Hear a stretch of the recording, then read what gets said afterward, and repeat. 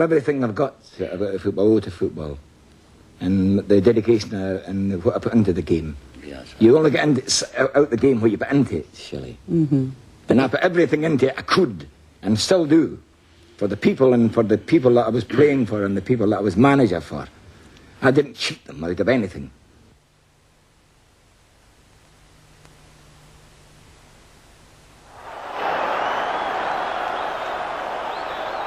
That my idea was that to build Liverpool into a bastion of invincibility, you know, like Napoleon had that idea. He would conquer the bloody world, you know. And that's what I wanted, that Liverpool would be untouchable. My idea was to build Liverpool up and up and up until eventually there would be... everybody would have to submit, give in.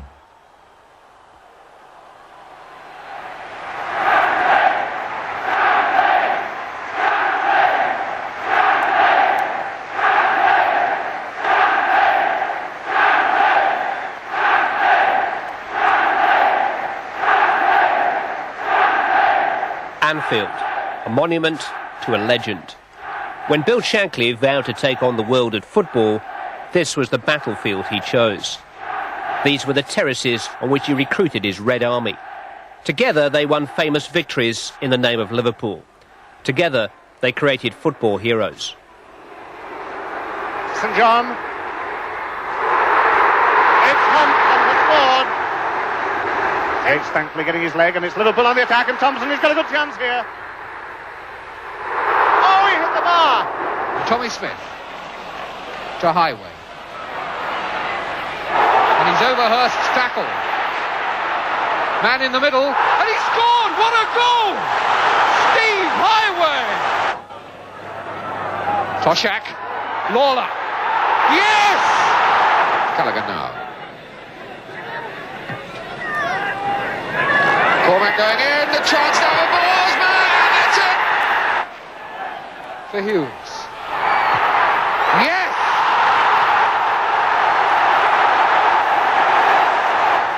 So Keegan running over it, Lindsay's chipped, Toshak, and it's there!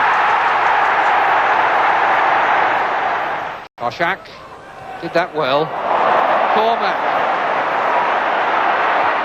Keegan.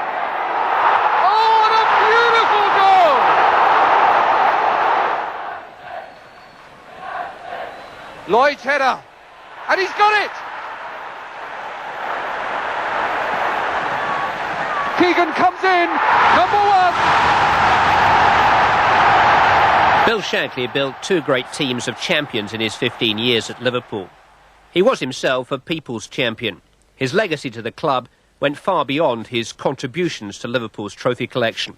He gave them plenty to shout about at home and abroad. But he also gave the club a personality. His personality, passionate, quick-witted, self-confident. He believed in me far more than I believed in myself, you know, and he made me a better player because I thought, if he believes in me, and he wouldn't say it if he didn't, you know, he wouldn't con you. If he thinks I'm that good, he told me after 3 games, he said, you're going to play for England within the next year and a half. And I had. And I knew I would, because I knew if he said it, he'd got to be right, you know. So everything I achieved in football was down to him. We had a young player, only 17-year-old, and he had potential, a lot of potential, but he was very weedy, you know, little thin boy. So Shanks decided we've got to fatten him up a bit, you know, give him some strength and really build him up. So they had a meeting between the staff, and they decided that they would get him to eat steaks, because Shanks was a great steak believer. You know, we ate steaks for 10 years at Liverpool, because Joe Louis ate steaks, seemingly. And Shanks loved Joe Louis, a great thing from his boxing days. So Shanks had a contact with a butcher, and every week the kid would go down the abattoir, get a big parcel of meat, all these fillet steaks, and he was eating steaks every day, eating steaks and taking them home to his mother, and she was cooking steaks. So about 6 months later, the kid knocked on Shanks' door, and, come in, son, you know, you're looking better now, John, you know, filling out, son, you know, steak's doing you good, you know. So the kid went, yeah, he said, boss, I'm getting married. Shanks went, "You're getting married?" He said, "Well, I have to get married." He said, "What do you mean?" He said, "Well, my girlfriend's pregnant." So Shanks went, "Bob, Ruben, Joe, come in. We've created a monster." Bill's unique view of life was shaped in Scotland, where he grew up in an Ayrshire mining family. All 5 Shankly boys played football professionally. The youngest, Bill, spent the first 2 years of his working life as a miner. I mean, I was brought up in the mining district, and it was either the pits or football. And I think football was a little bit better than the pits. Carlisle United gave him his break in football. Preston North End gave him his education in football. With them, he won promotion, won the FA Cup, and won a place in the Scotland team too. Being a player at Preston, who were well organised, I picked up a lot. And most of the stuff that I've used at the clubs I've gone to was picked up at Preston North End. The way to play, the way to train. We train, at Preston they train to play football. Some places they train to be marathon runners. Others to weightlifters. Preston North End trained to be football players, and we trained to be football players. Bill was a quick learner. He was soon in management, locked on course for his date with Liverpool's destiny in 1959. And yet it could have happened sooner. In 1951, Liverpool sent for me and they offered me the job. And the only snag was that the manager didn't pick the team. So I went and got the train at Exchange Station and went home. And then 9 years later, they came down to Huddersfield and offered me the job. So I was really the first manager that picked the team at Liverpool. I didn't come in 51 because I couldn't. I said, what am I manager of? He might well have asked. When he did eventually take charge, early results were poor. There was much to do. I came, I don't know if you've ever seen Anfield when I came, but it was the biggest toilet in Liverpool. No, I had to bring the water in from Oakfield Road. It cost £3,000. There was no water to flush the toilets. So that was 2 things I did. When Bill came in December 59, we'd been in the 2nd division. We went down in 1954 and we had a good assortment of players, but the right spirit wasn't there. And when Bill did come, he started searching out for better players, and he transferred some from the club, brought new ones in, and then we went from strength to strength. When he first came here, Everton were one of the big teams on Merseyside, but within 2 or 3 months, there was only 2 teams on Merseyside. That was our first team and our reserve team. Shanks got rid of 24 Liverpool players. Of the team he inherited, Ronnie Moran was one of only 4 survivors through the 2 years it took to win the 2nd division. Ron Yates and Ian St John arrived to start a revolution. Well, Ronnie Yates was one of the cornerstones here at Liverpool. His coming, along with Ian St John, around the same time, was the very beginning of Liverpool's rise. And they did more for the rise than anybody else. Yeats at the back, St John at the front. Well, the first impression was of a man who has very dynamic character. You know, he does the coat, a black coat, open, which he always had. The coat was always open and the hands would be in the inside pockets, you know, his trouser pockets. And he was restless and all, you know. And he was pacing up and down and telling me all about this wonderful Liverpool team, of which I knew nothing about, didn't even know what league they were in. I knew they weren't in the 1st division, but he finally told me they were in the 2nd.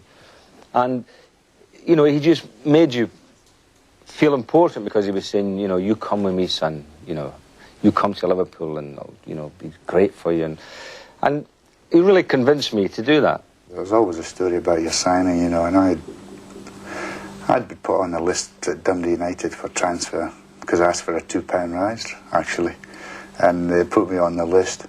And of course, I played for the British Army team, and the Colonel, I don't know, our chairman, T.V. Williams here, you know, had a little bit of, he was a friend of his, and he'd phoned him, and of course, Liverpool were looking for a centre-half, and our Colonel had said, well, we've got one playing for us now, a young lad from Dundee United, he's on the list. And the next minute, of course, I get a telegram, and I was stationed at Aldershot to go up to Edinburgh. There was a team wanting to sign me, didn't say which one. So off it goes, and I'll always remember it was the Station Hotel in Edinburgh, and I goes in the foyer, and I could see our manager, Dundee United manager and his director, and I looked over, and of course I didn't know, and it was Bill Shankley, the Liverpool directors. And I thought to myself, do I go over and speak to him, or do I go over and speak to my own manager? But knowing Shanks now, I didn't have to. He come marching out of the crowd, you know, and he looking up at me, and he said, Bloody hell, he said, big lad. He says, you must be about 7 foot tall. I said, no, I'm 6'3". He says, that's near enough 7 foot for me, son. You know, so I thought, I was taken aback, you know, and I thought, how do I... And I asked the worst question I ever said to Shanks, you know, and I said, whereabouts Liverpool? It was like a red rag to a bull, and he came right up to my face, you know, and he went, what do you mean, where's Liverpool? And I said, well, whereabout? I meant whereabout in the country. And he went, we're in the 1st division in England. And I said to him, I thought you were in the 2nd division. He says, we are at the moment. He says, but when we sign you, he says, we'll be in the 1st division next year. Now, how could you fail to sign for anybody? You know, he had so much faith in me, he hadn't seen me kick a ball yet. If only he'd known. Ron Yates was stepping out onto a thrill ride. The Anfield party was only just beginning. 2nd division champions in '62, they would win the league title and the FA Cup inside 3 years. They were the best years of Liverpool's life. The former Ayrshire miner had tapped into a rich seam of local flair and energy. Lawrence Lawler-Byrne, Milne, Yates, Stevenson, Callaghan, Hunt, St John, Strong, Thompson. The Cop was their 12th man. It was a champion formula. The last frontier was crossed at Wembley. E.I. Adio, we will win the Cup. The soccer war of the Rosy, Leeds versus Liverpool. The two teams making the traditional Wembley entrance.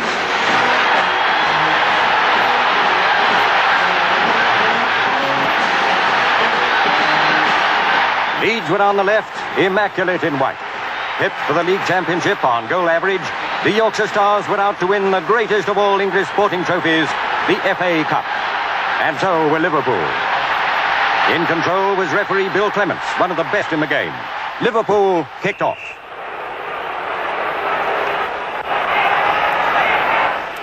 Liverpool attacked. Collins dispossessed Hunter and then barged into Byrne. It was a foul, earning Collins a reprimand.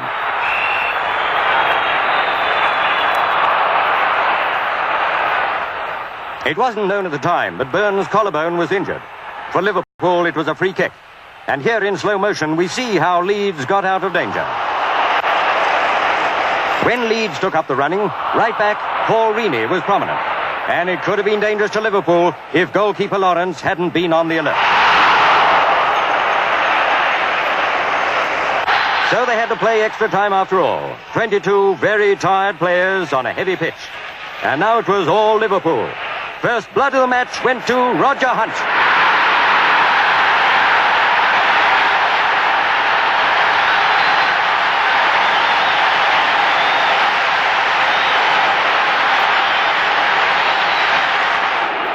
Inspired by a goal at last, Liverpool tried again, this time without success. But now Leeds hit back. Right half, Billy Bremner equalised. The game seemed back where it started.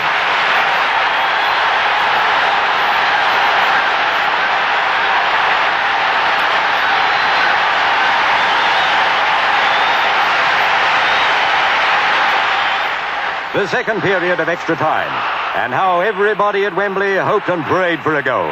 Ian St John had a good try, but not quite good enough.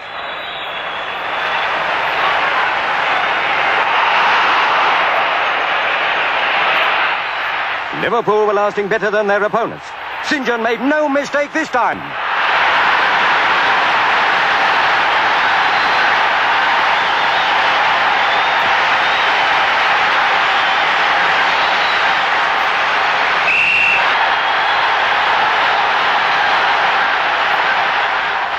So the Marathon Cup final was all over, and Liverpool were the winners.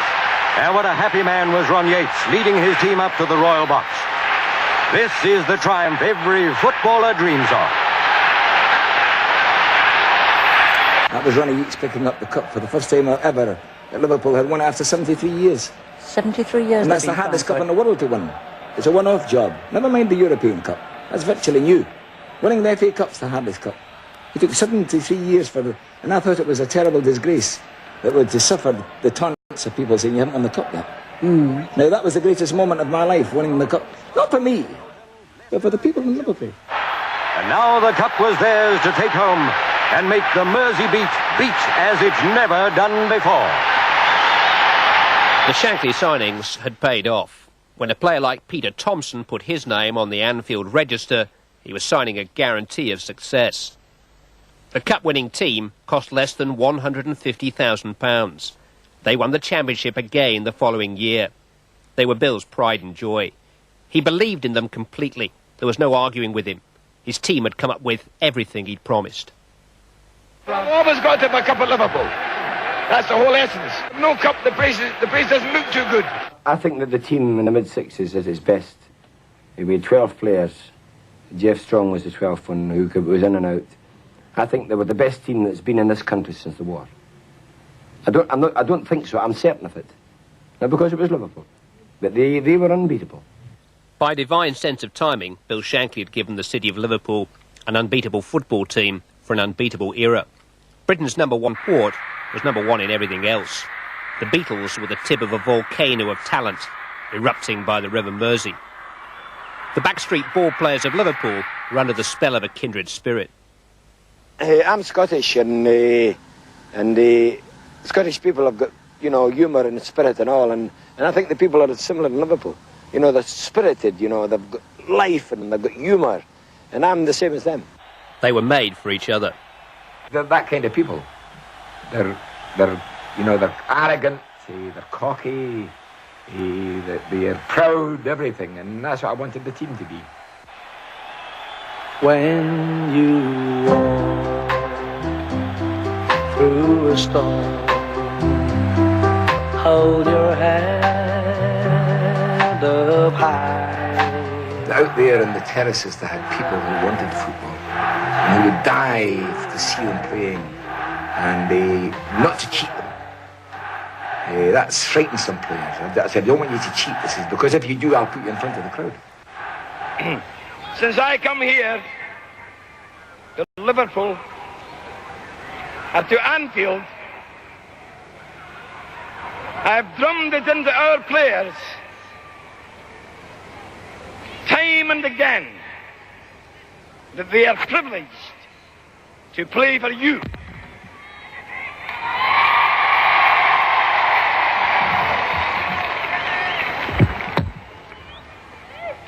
And if they didn't believe me, they believe me now.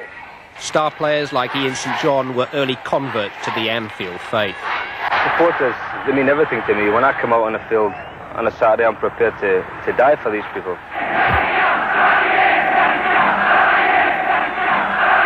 Oh, when the crowd start chanting your name, you feel 10 feet tall, you want to do everything. Well, the Cup's exclusive. The Spine Cup at Liverpool is an institution. And if you're a member of the Cup, you feel as if you're a member of a big society, where you've got thousands of friends all around about you. And they're united and loyal. You seem to sense the atmosphere of the Cup when you go in it. It is electrified. You feel as though you're an integral part of the team. The people who I know who support Liverpool, they range from company directors to people who work in the market. Sometimes I can make myself go to sleep of the night thinking of the roar of the Cup and just fancying myself thundering down the wing with me stomach hanging over my shorts, and scoring that old vital goal. I said, I don't know if you know the score. I said, but Liverpool's never lost a game at Anfield in their life. I said, it's a terrible place to play. I said, even there's an invisible man, I said, in the goalmouth heading balls. I said, you can't even see them. I mean, by that, in Anfield, there's at the back of the Kop end, it's not a funny joke. There's a casket of a man's ashes. It's in the net, Anfield. And I think that people are overawed when they come to Anfield. Yeah. The sign, this is Anfield. And I said to Malcolm McDonald, said to Joe Harvey, he said, we've come to the right ground, Joe. I said, listen, son, you'll soon find out. And that day we beat them 5-0. And candidly, my own opinion was that they were scared to death. The time had come for Bill's team to leave their Anfield stronghold and set about scaring the rest of Europe to death. Their first big obstacle in the European Cup, Anderlecht, champions of Belgium. They'd been at Wembley and drawn with England, but really and truly they outclassed England. And I said to Joe Messer coming out of Wembley, I said, how the hell do you play with these, Joe? And this was Anderlecht, of course. So I went over and seen them playing against Standard Liège one Sunday morning, one Sunday afternoon. And I thought, well, we have a terrible match in our hands. Time for Shanks to employ his terrible cunning. Whatever he'd seen at Wembley, Bill told press and players that Anderlecht would be rubbish. And when Liverpool beat them 4-0, he told them that Anderlecht were brilliant. But his newest pronouncement was that Liverpool would play better in an all-red kit. I was the guinea pig. And of course, you know, with the frame I've got, you know, he wanted me to try it on. He said, I think we'll look a bigger team. You know, we had a big team anyway, you know, and I tried it on, he went, Jesus Christ, he says, you look enormous, he said. He even had me going out the main door, you know, nobody in the stadium at all. I had all the red kit on, the boots and everything. He went, just walk out the door, he says, and I'll stand on the pitch. So he's standing on the pitch and I had to walk out the door and he went, that's it. He says, we've got it. He says, you look twice as big as you really are.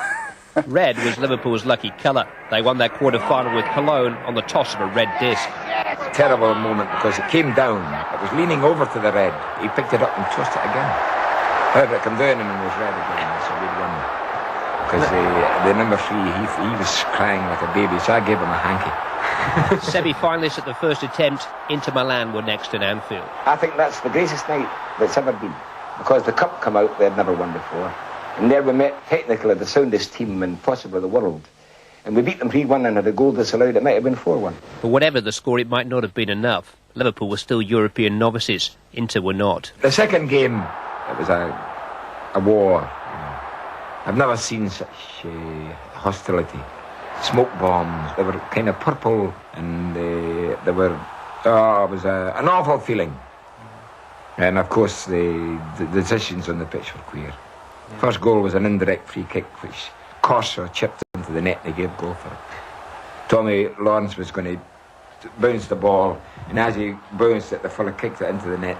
I don't think that the Inter Milan players were cheats or anything. It was the decisions. And whilst there's a possibility that even if the decisions had been gone in our favour, Inter Milan might have beat us. Of all the people that I've seen and met, that's the one man that he haunts me to this day. The lessons learnt, a year later, Liverpool did reach a European final. Borussia Dortmund kicked off in the second half against Liverpool at Hampden Park in the final of the European Cup Winners' Cup. The goalless first half disappointed even Liverpool supporters, but their heroes had come out on the resumption in the attacking spirit. A centre by Thompson earned the corner.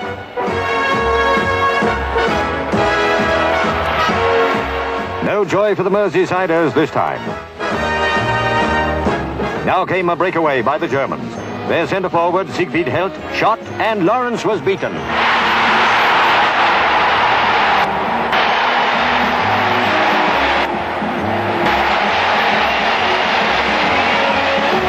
That stung Liverpool into retaliation. Tilkowski just saved. Liverpool scented blood. A brilliant run by Thompson.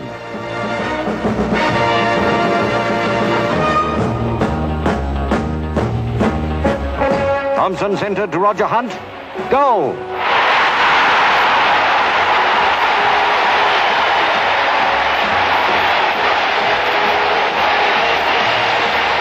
Extra time now, second period. The score still 1-1. Liverpool looked good enough to win, but appearances were deceptive. Lawrence ran out to get the ball away, unfortunately not far enough. Libuda lofted the shot and it was in the net. A freak goal. Liverpool's wonderful chances slipped through their fingers. To Germany goes the European Cup Winners' Cup.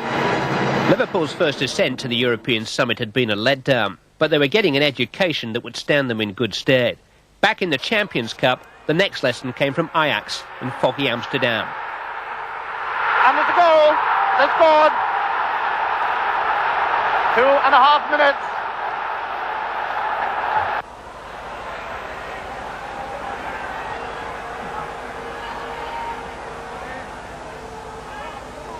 Come on. Oh, a good run by Schwartz. And they scored. There's the second one.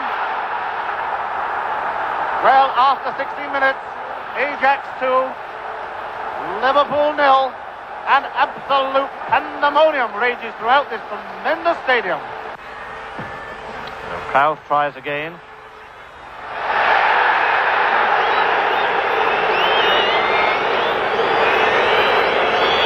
And the referee gives it, what, a foot outside the penalty area? And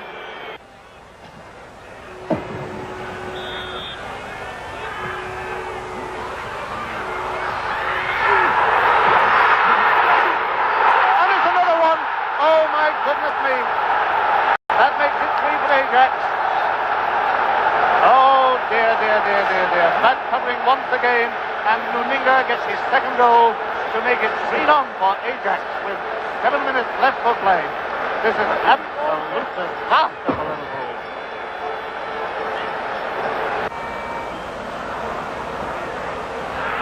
Liebenberg gets it away. Yates covering up.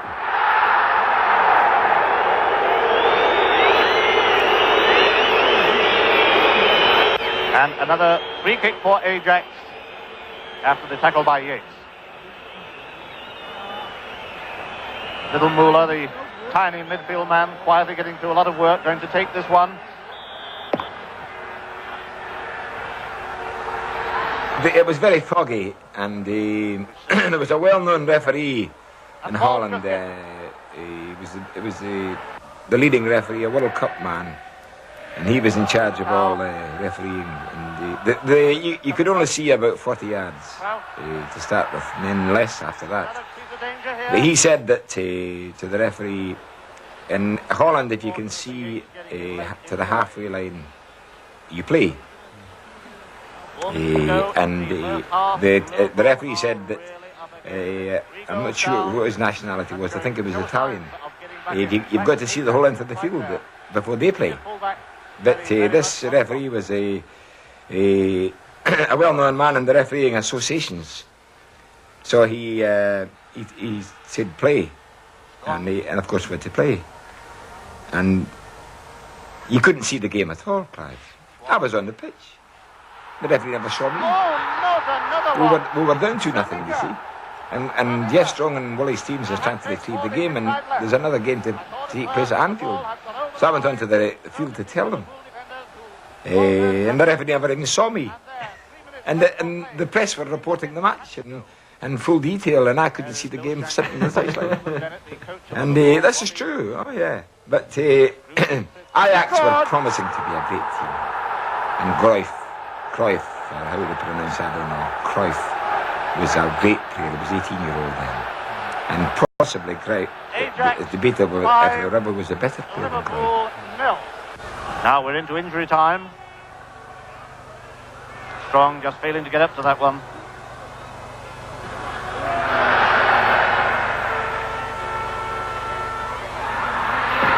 And they've scored, have they? I think they've got a goal. I honestly couldn't tell you who it was. Ajax then was unknown. They had a young lad playing for them called Johan Cruyff, who I think Shank called Cruft. But that game in Ajax, it was played in the fog, and we were beaten 5-1. Absolutely incredible. We'd never believed anything like that could happen. But Shanks came back, and Shanks had everybody believing. He said, we're going to beat these. He said, with the help of the crowd and everything. He says, we'll beat these, we'll overhaul that, the 5-1 defeat. He says, and we'll go through. And being as a Copite then, being as a Liverpudlian, you believed that was just going to happen. You didn't think any other thing about it. And it brought the people in the droves to Anfield on the night. Yates thankfully getting his leg, and it's Liverpool on the attack, and Thompson has got a good chance here. Oh, he hit the bar! Stevenson to take the kick, Lawler's up there. Oh, a wonderful chance for Jeff Strong, completely on his own, but he headed the ball the wrong way. Oh, a bad one. Tommy Smith gets it out to Thompson.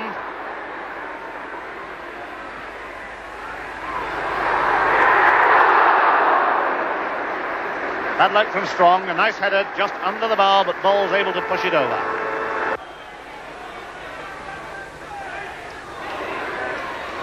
Now Thompson.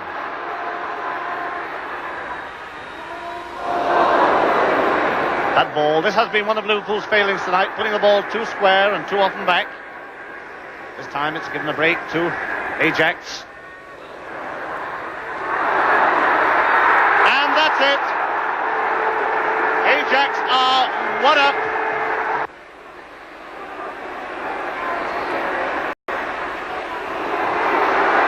St. John.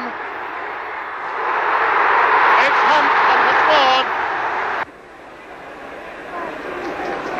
Kaiser, this lanky striding left winger. And it's another one for Ajax. Another complete breakaway. Oh, that's 2-1 for Ajax. They've done it again once more. The centre forward, Kraus. And Liverpool want a goal a minute if they're to stay in the European Champions Cup because they're 7-2 down on aggregate.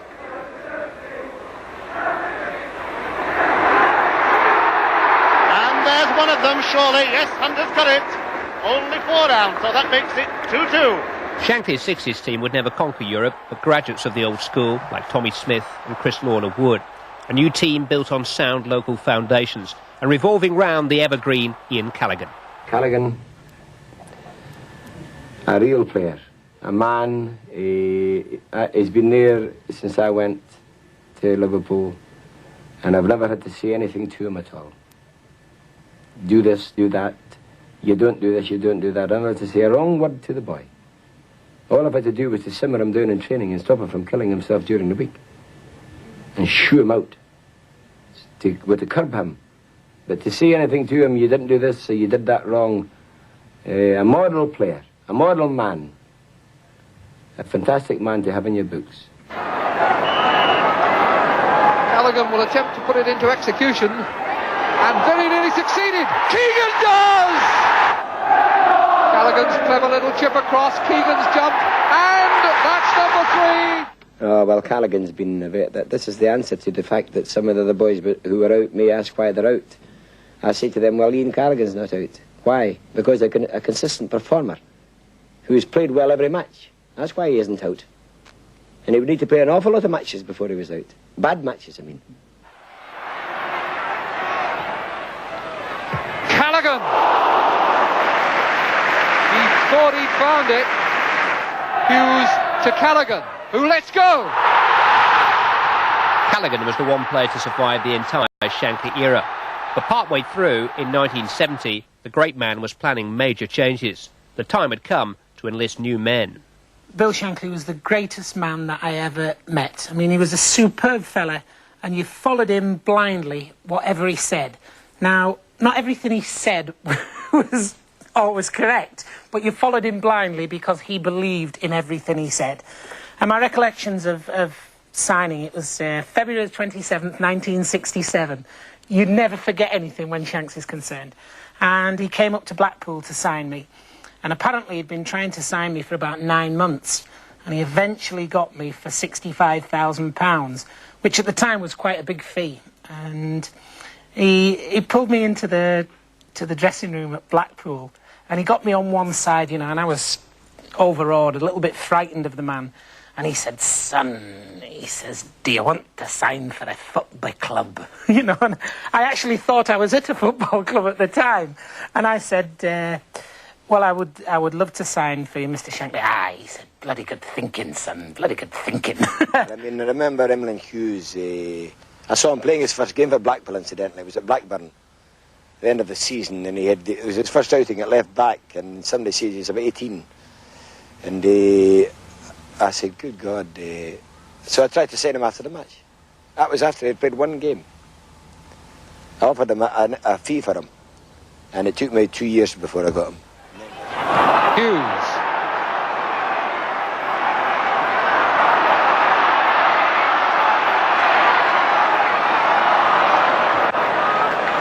Highway, inevitably Marsh standing off him. Pull back for Keegan. Hughes calling for it.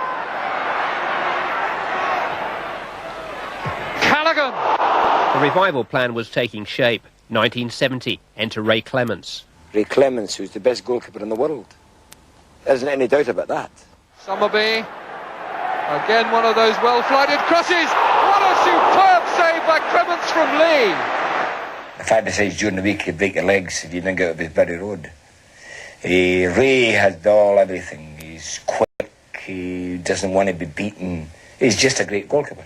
And he nearly broke Alec Lindsay's leg one day with a flying tackle. He could have broke his own leg as well.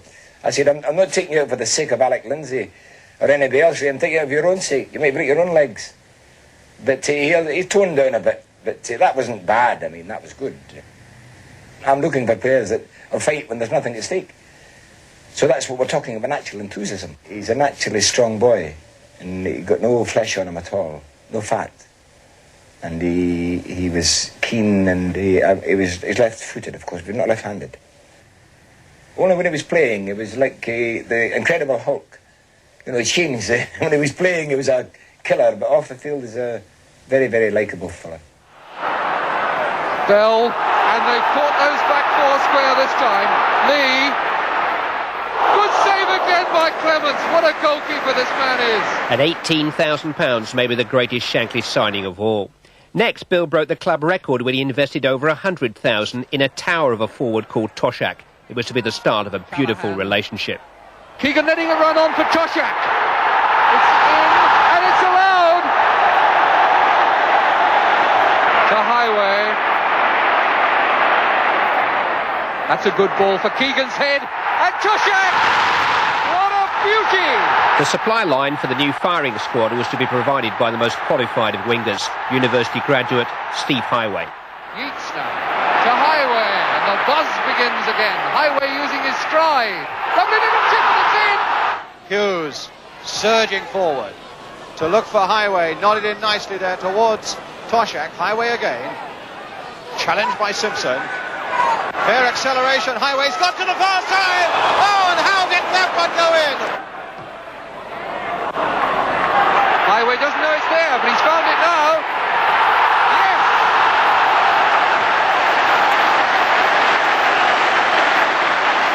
Oh yes, it's deceptive. Yeah. But of course, fastness and cleverness come together. He's so clever with the ball that makes him look fast. Yeah. What about, he seems to me a very strong player. He takes knocks. Once or twice he was brought down, and he seems to show no effect of being kicked at all, you know, from behind. He just gets on with the game. Is he particularly tough? Well, he's got Celtic blood in his veins. Put it that way. Bill Shankly, mentor, motivator, approved himself manager, marketeer. He'd built a brand new team, a team fit for Wembley. Graham right back to hook it away for the Arsenal. Hughes to pounce on it. Evans. And Hall, there he is in his midfield position straight away. And still Hall going on. Toshak. Really worrying moments these for the Arsenal. Hall almost getting a chance to turn it in, and it's not away yet. Graham taking far too long to get it away. Heart-searching moments there for the Arsenal. And now they are away with Kennedy. A good pass by Charlie George. And Kennedy's shot going across that Liverpool goal. Lindsay. And now Highway.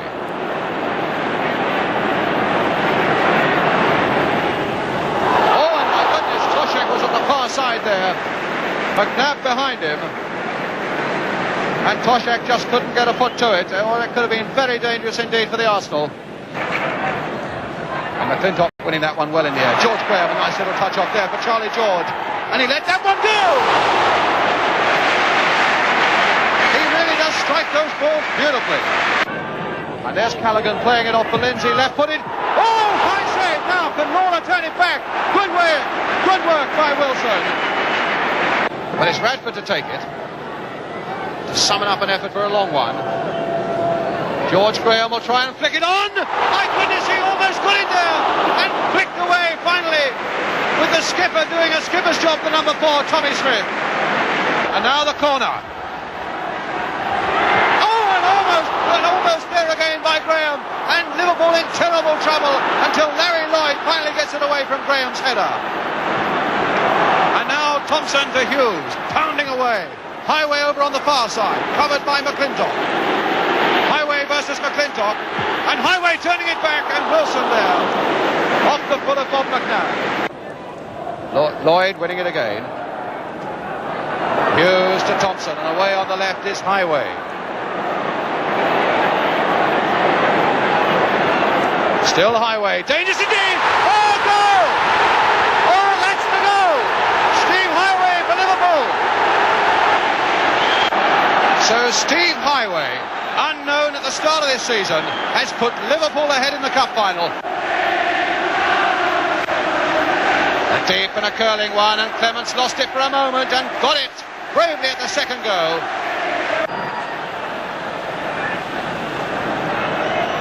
Kennedy. George and Kennedy again. Bradford. Back over his head. Kelly is right in there, playing much more as a striker in this extra time. And it's there! George Graham!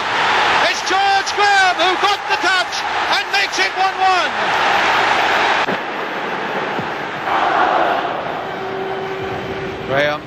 Bradford. Charlie George. Bradford. Oh, Charlie George, who can hit him. Oh, a great goal! Charlie George! Oh, what a fabulous goal by George! Clements had no chance with that. In the Wembley crowd that day, the last addition to the next Shankly generation. From now, Kevin Keegan would set the standards. So 20 minutes of this game gone without a goal, but a bit more life and promise in it lately as Keegan comes in, number one!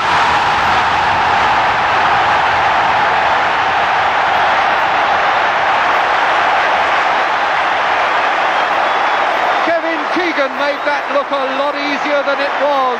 Andrew Beattie and then Peter Doherty.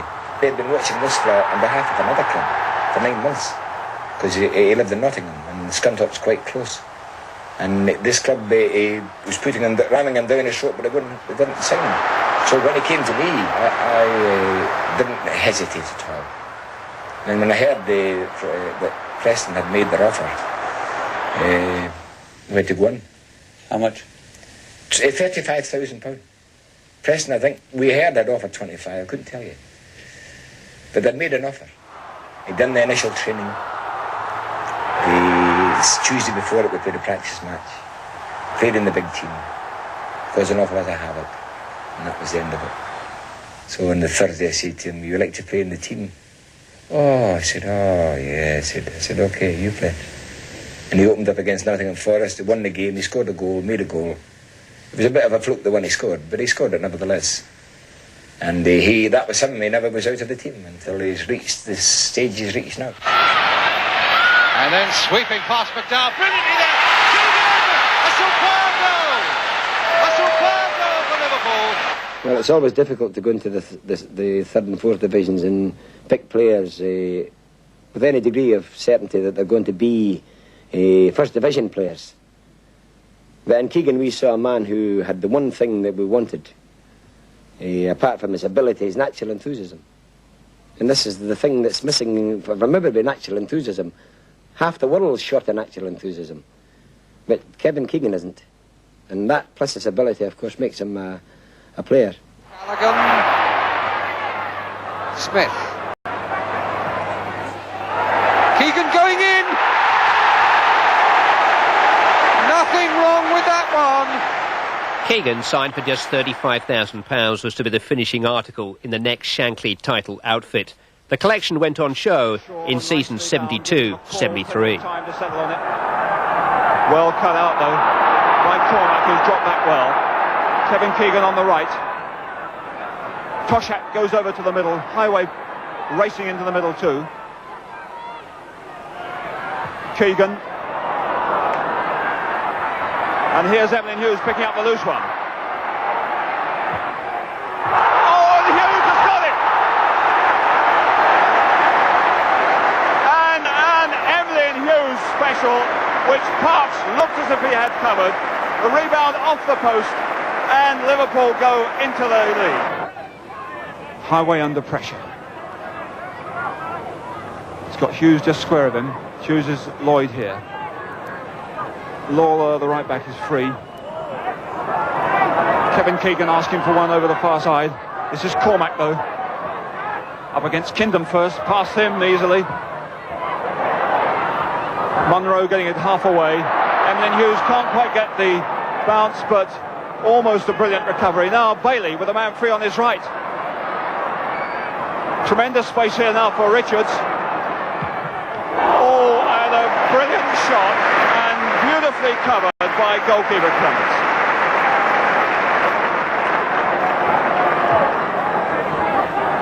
Well, it's really wide open up front. Kevin Keegan chasing this one. Oh, doing so well. Great balance. Highway. Cormac! Got it! Peter Cormac. His home debut. His first goal for the club. Free kick to Liverpool. Steve Highway. Kevin Keegan on the near post. Toshek behind him. Keegan. Oh, beautifully taken. What a good free kick. And beautifully taken by Kevin Keegan.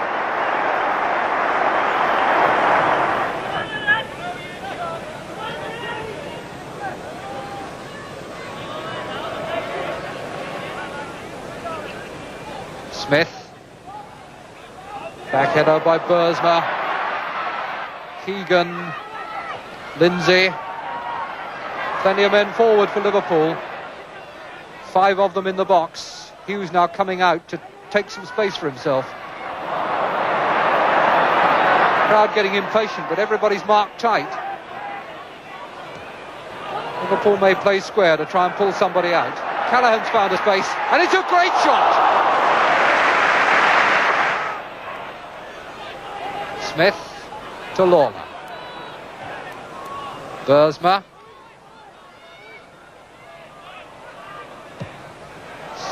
Smith looking for Keegan's head and down for Hughes. So unlucky. Emlyn, who usually blasts them, aimed to place it. Keegan.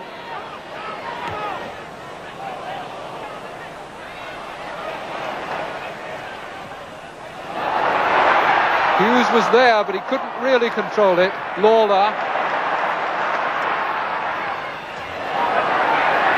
Keegan's header against the back of Bursma. Hughes getting in. Lindsay. Oh, queuing up to head. That was Lawler, and he's there again. And he almost made it. And if it hadn't been Gordon Banks in that goal, he would have done. Greenoff running in from the edge of the box. Come to Hurst.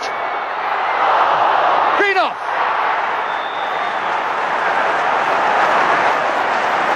Liverpool all in a tangle, but the goal stands. Fegic.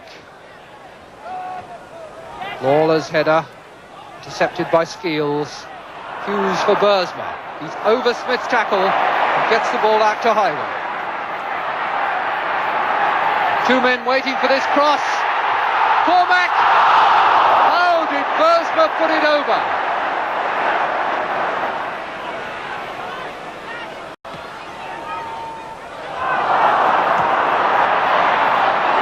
And Stoke not hesitating to make use of Banks.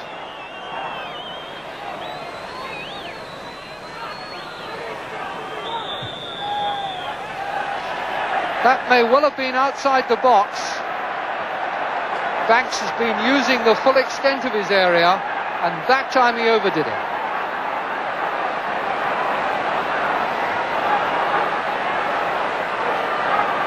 No, from where it's given, it must have been more than 4 steps. The linesman certainly didn't put his flag up, and he usually checks on whether the keeper carries the ball outside the box, so it must have been for more than 4 steps. And Dobing saw that coming, but the referee was not satisfied that everyone was 10 yards off the ball. He wasn't ready, so the kick will be taken once again. It's indirect.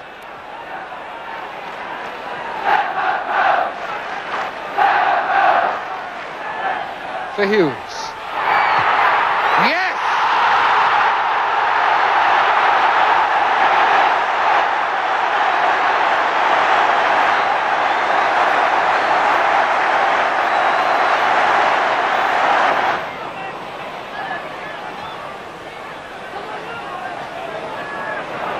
Smith. Highway's run made the space for him to go left. Keegan is onside. Free kick outside the area. Keegan so nearly squirmed through there. But this now is about 2 or 3 yards further back than the position from which Liverpool scored their goal.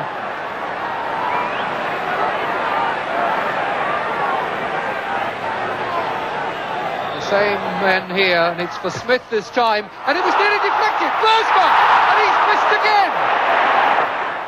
Hurst holding the ball while support comes forward. Greenoff, Marsh, and now Highway is clipped. Nobody in the middle, he's got to keep going, and that was Robertson to the rescue. But the whistle had gone for a foul beforehand. Free kick to Liverpool. This must be the last chance.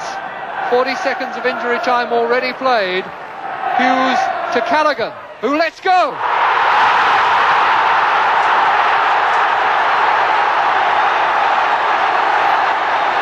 When it came, it was so simple.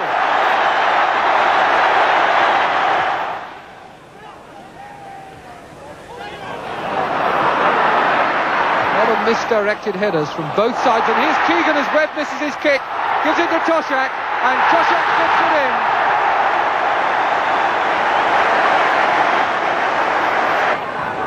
in. Lawler, good break by Lawler, pass intercepted by Webb, and here's Houseman.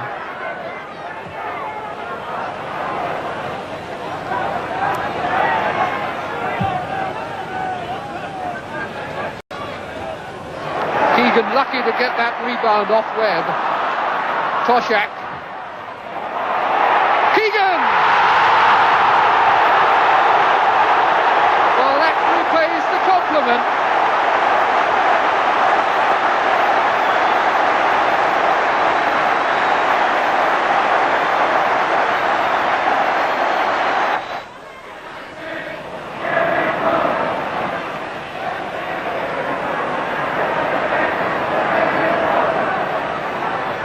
Keegan allowed to trot around unchallenged. Now Callaghan. Header by Harris with 2 Liverpool men there waiting. Smith, Lindsay. Smith taking it away from him and getting it out to Lindsay. And on out to Highway. Toshak's head again.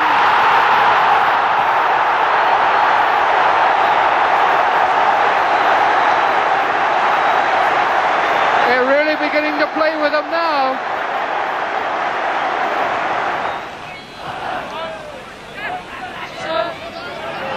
Highway bursting on it. Highway jinking round with space for a shot and the goal. Yes, indeed. And Highway the scorer.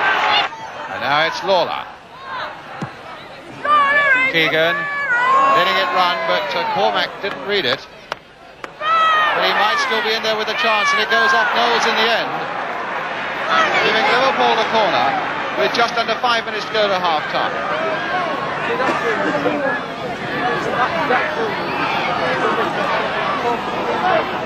Lawler's gone in there. Toshak and Highway are also there, but it's played short this time for Callaghan. Flicked across there, first time! Oh, and Keegan, a wonderful goal! That completely caught Spurs out.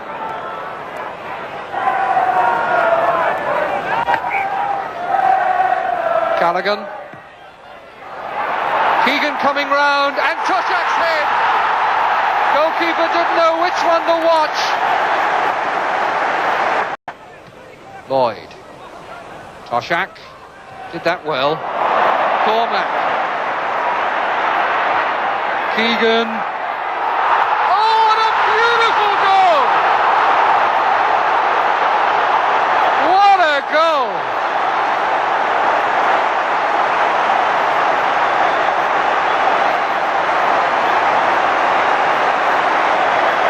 Did this so well. Cormac, the back header from Keegan, and the finishing touch from Toshak. That brings him now on to 14 goals this season. Liverpool lead by 2 goals to 0, and the game yet not a quarter old. Bill Shankly said last night that playing against Liverpool this season is like being chased by a tank. and Coventry must know now what he means. Sounds like a happy Christmas on the Kop.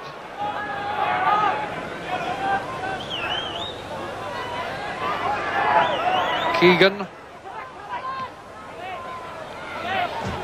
Callaghan to Thompson. Back again. Tremendous shot, and the goalkeeper only got it at the second attempt. Callaghan from 35 yards. Lawler out to Highway. Catlin had committed himself in the previous tackle, so now it's up to Bobby Parker. Highway still going on. Now Cormac.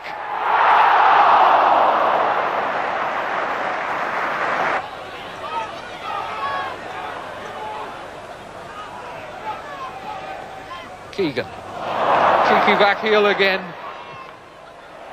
Lovely cross from Lindsay. Cormac might well have done better to steady that, but it's given to them. Off the line by Barry, robbing Toshak of his hat-trick. How did that first half hour compare with how you've been playing this season? Would you say it was one of your best displays? Definitely. As well as we played football, we played it quick. One of the goals had a slight element of luck about it, but the second one was a cute one. When you play well, you may get goals that don't look good goals, but you get them because you're playing well. And then they started to knock the ball around with so much confidence, as though they really just knew there was going to be a man there. Well, when you're playing well, things break for you. And this now was, what, the 37th game for most of them, and yet no sign of tiredness. Yes, I played 37 matches, and I think it's asking too much from a human being to do that. To train and play and be excited and everything. What sort of instructions have you given them about Christmas? Oh, not to eat too much Christmas pudding, and to behave as well as they can, because we've got a stiff programme ahead of us. Another 30 games lay the other side of Christmas for a team chasing 4 trophies. They had a 5-point lead at halfway in the title race, though, and it was to be more than enough. Larry Lloyd to Phil Thompson. Highway taking it well on his body. And then sweeping past McDowell. Brilliantly there. Keegan! A superb goal! A superb goal for Liverpool. And the little man who's done the game, Kevin Keegan. Cormac with his throw-in for Liverpool. Keegan shaking off Nish. Toshak! Cormac again. Richards, good challenge, and Lloyd gets it though. Oh, he should have let that one go. He's given the free kick to Liverpool. It was a clumsy tackle by Richards. Could have given the advantage. Toshak across the box, and Keegan! It's 1-1! Good header by Keegan. Hall. Borsma. Oh, he did that well. Liverpool stayed the pace and staged a party at their final home game against Leicester. The Copites were hanging up their decorations in anticipation of the point needed for Shankly's 3rd league championship. Bouncing header by Keegan was good. Highway's cross. Dangerous. Thompson to Keegan. Great save by Shilton. Put out for a corner by Whitman. That was absolutely point blank by Kevin Keegan, and Shilton showed his England class then. Highway. Keegan's header. It was Weller who got to it.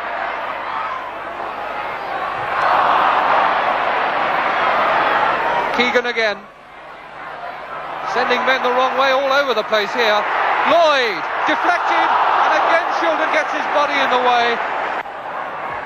Callaghan's cross. Borsma inside to Highway. Come to Callaghan. Hughes. Good ball to Thompson. And back again to Hughes. This could be it! No, it's not. Stringfellow. And there's the whistle, and Liverpool are champions. And out comes the trophy, which is awarded to the league champions, already bearing the red colours of Liverpool. And now the salute for the champions and for Bill Shankly, who takes off his jacket to reveal the characteristic red shirt. This is the man they love. The Kop rise, and Shankly responds. A great day for him.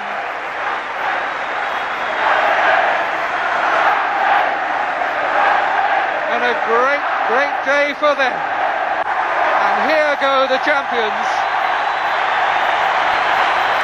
to accept the homage of their supporters and to pay their respects to the crowds who carried them along. And now listen to the roar as they approach the Kop. And this great communion between players and supporters, all one now, on a great day in the history of Liverpool football.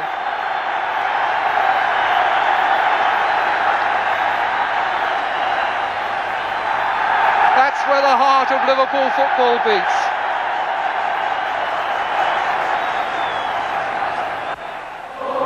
Somewhere in the middle of that lot is Bill Shankly. There he is, waving to the crowd.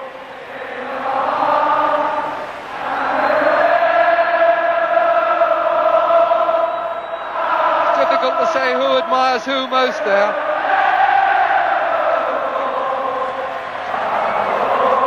What a moment for him. He's been through it before, but it'll still excite him just as much as it did the first time. Last Saturday was the greatest of all of them. Winning it early on was a novelty. But last Saturday, because it was a new team, and we had worked so hard for so long and got pipped last season, and pipped the season before in the cup final, that we had gone again for the third time. It was far more satisfaction, and definitely the greatest moment I had in football, when we won it. I think it was the 72-73 season when we'd won the league. A policeman down at the Kop end, you know, nothing can be said to him. There was that many scarves coming on. But I can remember him just kicking it away and pushing it into the dirt a little bit, and Shanks come over and pushed him away. He said, hey, he said, that's somebody's life. He says, don't be kicking that. People pay good money for that. He said, that's people's lifeblood. Give me it here. And he picked it up and he put it round his neck. And that's the way he was, the affection that he had for people. 11 days later, Shankly's people were counting on a double. Anfield staged the first leg of the UEFA Cup final with Mönchengladbach, but rain stopped play, and stopped Borussia too. Brian Hall played. I didn't play Big John. Played the small men. A terrible torrential rain and the ground was flooded. He took the players off half an hour after the game started. And I said, thank God for that, you see. So I said to John Toshak, you go home, John, and get to bed, I said. And you can get ready for tomorrow night. And because the defence wasn't very good in the air and stayed in the box. So John come on the next night and we pumped the high balls into the box and flicked them on, and in no time at all it's 3-0 and the game's all over. In the first leg, at the second attempt, Liverpool had pulled off a 3-0 win. Shankly had pulled off the perfect robbery. But his boys still had to smuggle the silverware out of Germany, and that wouldn't be easy. Wimmer. And again, Callaghan in there, but now Rupp. Is this the chance for Rupp? Heinkes! Yes, 1-0. The scorer, Joseph Heinkes.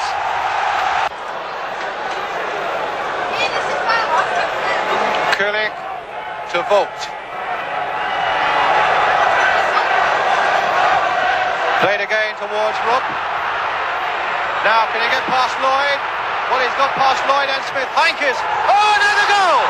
Heinkes! A beautiful curling goal! And Liverpool are in trouble. Just before it started, a thunderstorm came down and wet it. And it was going like lightning. We're down 2-0 in no time. And I thought, Chris, we're going to beat 10-0.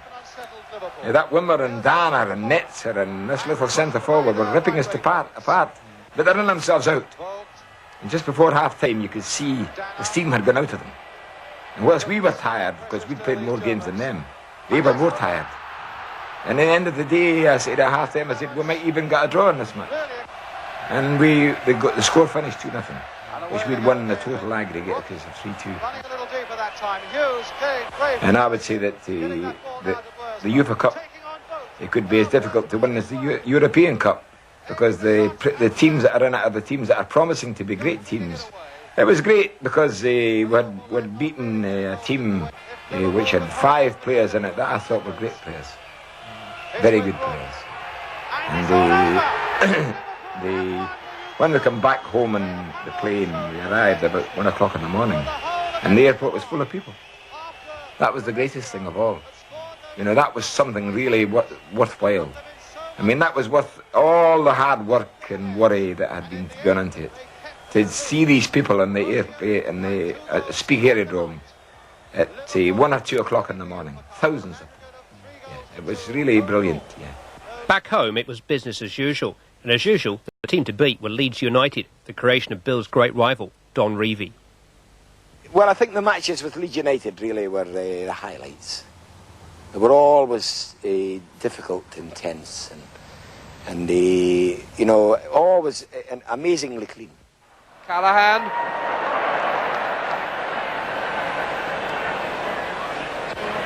Now he's got Bursma out there on his left. Cormac is going through the middle. Highway is wide out on the right.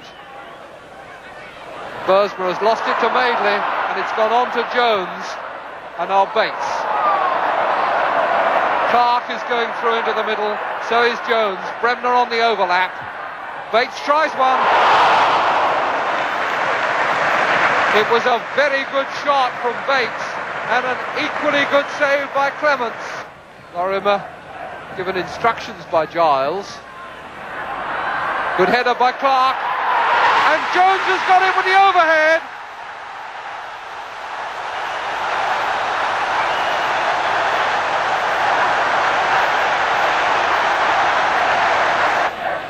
Bursma with the corner, thinking twice about it. Lloyd's header, and he's got it!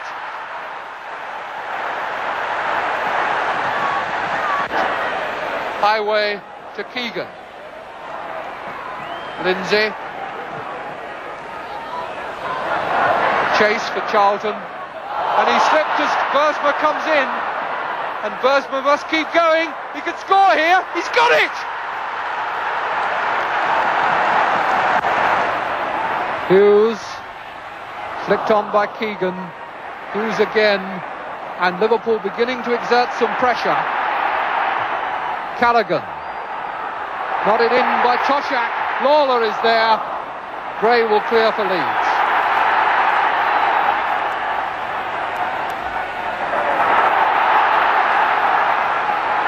Highway. Clark back, and giving it to Highway, who keeps it in. Keegan!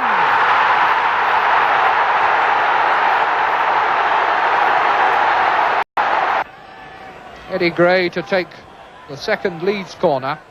Lorimer, number 7, going out to assist him. It changes his mind when Callaghan pursues him. And it's in! It's into the roof of the net!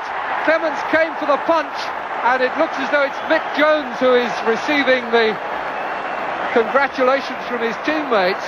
But whether he actually touched it or not, I really couldn't say.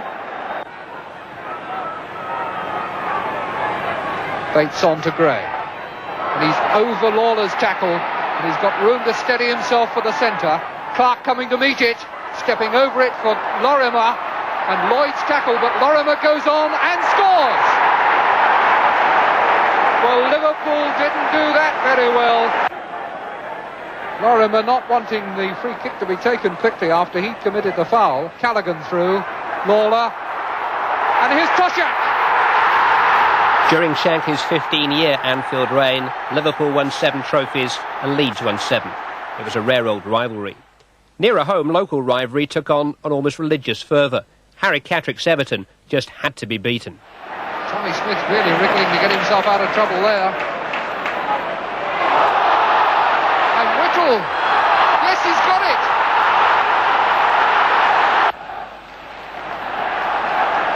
Morrissey. And a good return pass. He's onside. Royal unmarked at the back. Here he comes. Good goal!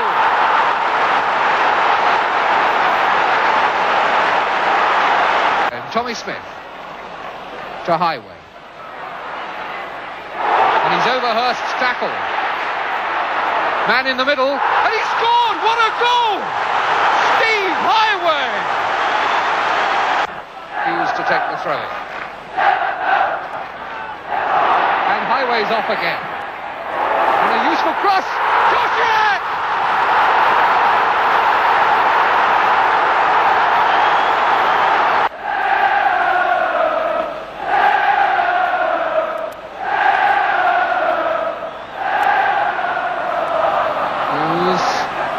Highway in the thick of that.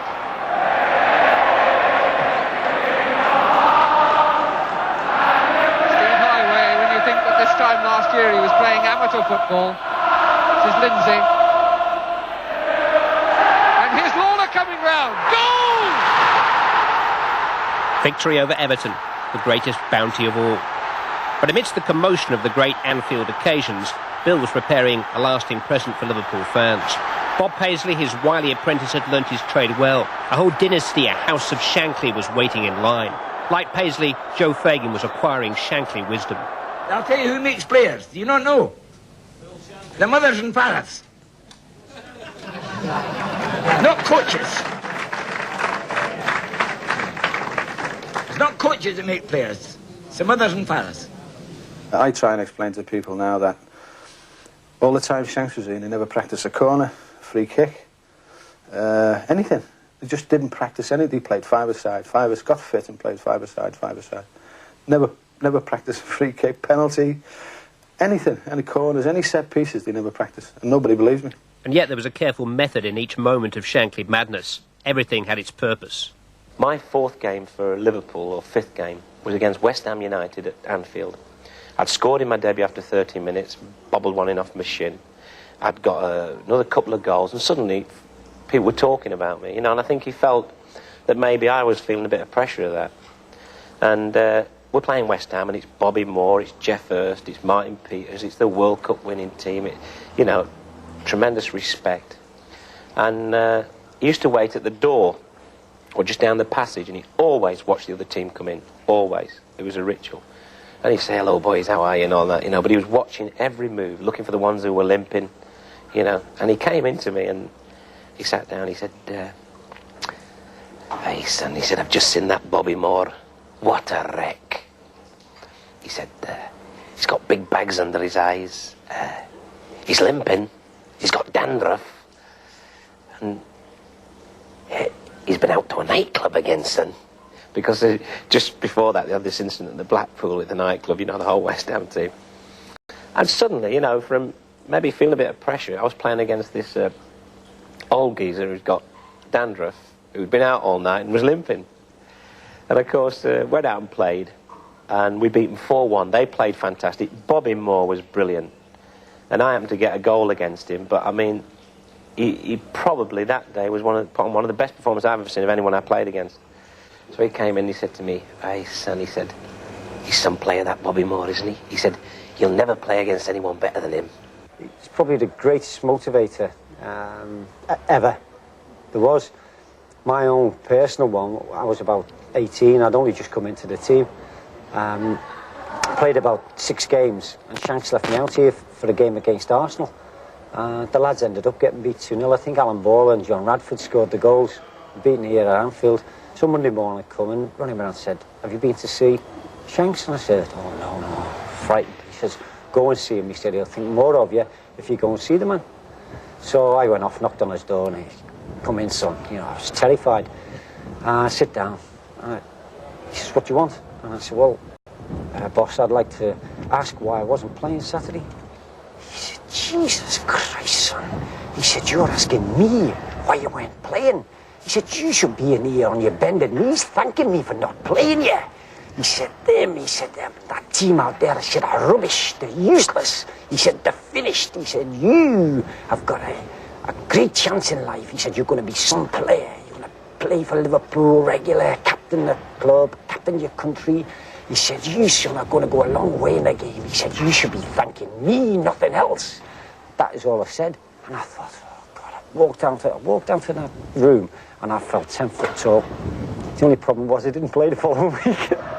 In his prime, at his peak, with football hanging on his every word, Bill Shankly was preparing his final word.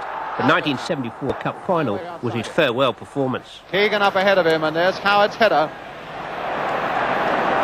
Howard again. And now Keegan. Good piece of reaction play there by Highway. And he's got past Howard this time. Here comes the cross. And Toshak is going in there. McCall didn't know where it was. Here's Lindsay, though, for Liverpool. Keegan in a little bit of space. Still with Keegan, a little flick there for Hall. Now Hall can get this over. Right across the face of that Newcastle goal. Smith for Newcastle stopped there with a good challenge by Alec Lindsay. Now this could be a devastating break for Liverpool. Lindsay going on. Keegan trying a dummy. Lindsay again! Oh, what a goal! Alec Lindsay! No, it's disallowed. Disallowed. It will not stand. Linesman on the far side is flagging. Lindsay must have been offside. It stays 0-0. Liverpool get a throw. And Newcastle at the moment looking just a little disorganised. Here's Hall. And now a chance for Keegan. And that's it. Kevin Keegan has scored for Liverpool. That one stands and Clements is happy.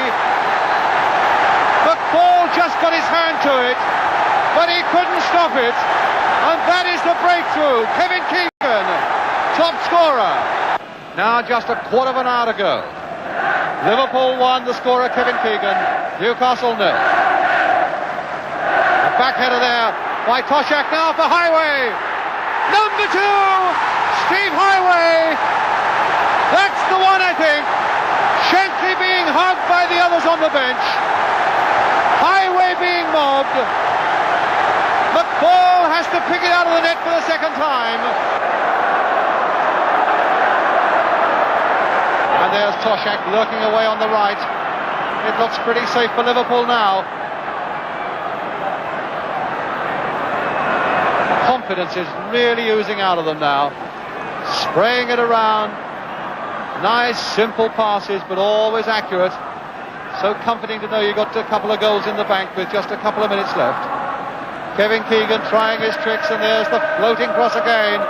Tommy Smith almost arrogantly putting it there for Brian Hall. Back again for Tommy Smith.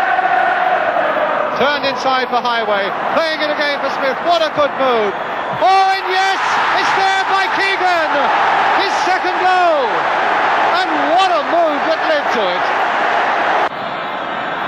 So Liverpool, who narrowly failed in the League Championship, win the FA Cup.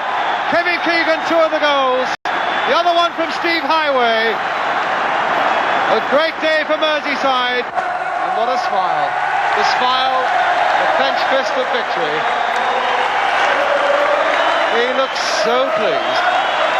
Emlyn Hughes and Liverpool. I think today I feel prouder than I've ever done before.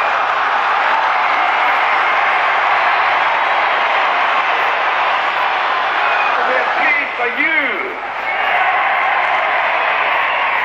because it's you we play for, and it's you who pay our wages. Never has a sporting figure become such a father figure to his public. He could have had anything he wanted in Liverpool, and yet Bill Shankly had had enough.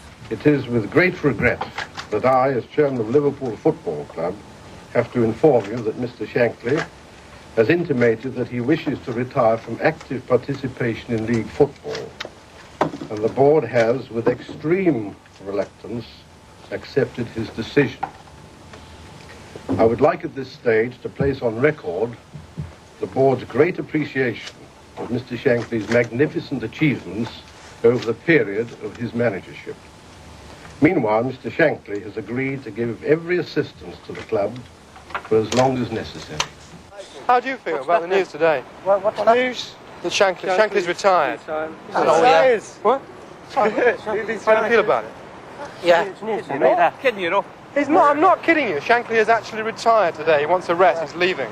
He's leaving. Really? He's leaving Liverpool. The supporters will retire as well. Yeah. I'm deadly serious. Where's he gone? He wants a rest. He's getting out of the game. Yeah, I know, yeah. Is he sick? He must be He sick. is. He's He's not sick. No, he says he gets very tired. The pressures are great. He wants a rest.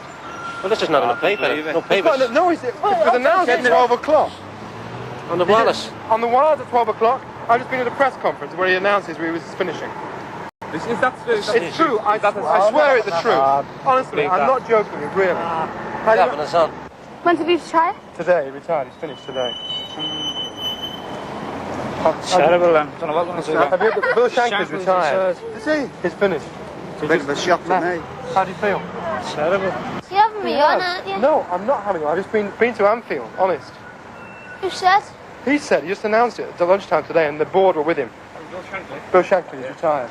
What did Shankly mean to you? Everything. And how difficult a decision was it to make? Oh, the most difficult decision ever I made to leave, to decide to leave the club. Eventually, I mean. Possibly it was like going to the electric chair. That's the feeling I had. The king had abdicated at the height of his rule. Liverpool said its fond farewells to the head of its royal family. I must say it's not very good fair to my wife. I don't go out to pictures or theatres. I think we've only been out twice in Liverpool, my wife and I. What, since you arrived? Yes. I don't think we've been to any... We've never been to any clubs. We've been to the theatre once. And we went to some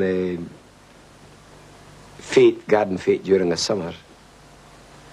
Some husbands wouldn't think they could get away with taking the wives out twice in such a long time, Bill. How do you Twice do it? in 14 years. Yeah, I think it must be a record. But my wife realises that. She's a sensible woman. And she knows that Liverpool's a city that's, we'll say, football crazy. Well, everything I've got about football, I owe to football.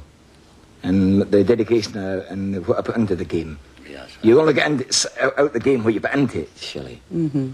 And I put everything into it I could, and still do, for the people and for the people that I was playing for and the people that I was manager for. I didn't cheat them out of anything.